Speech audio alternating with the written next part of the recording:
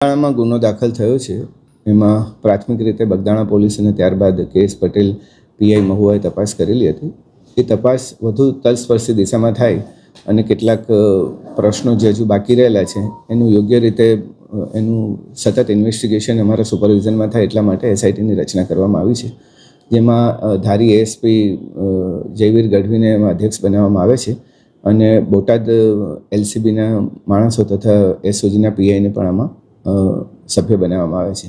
મારી ઓફિસમાંથી પણ sub inspector જે છે તે પણ આને કામગીરી શરૂ કરી છે. દરેક પાસાઓની એફઆઈઆરથી લઈને બાકીના કેટલા સ્ટેટમેન્ટ છે બધાનું હજી વિશ્લેષણ કરવામાં આવશે.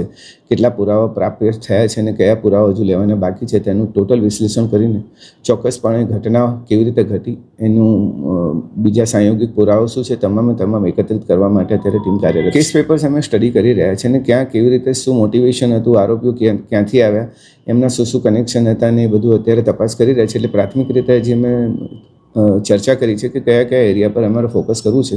થોડું તપાસ આગળ વધ્યા બાદ જ હું એ વહીવટી સરળતા માટે કરવામાં આવ્યું છે, કેમ કે નવા ડીવાયએસપી બે નવા ડીવાયએસપી હાજર રહ્યા છે.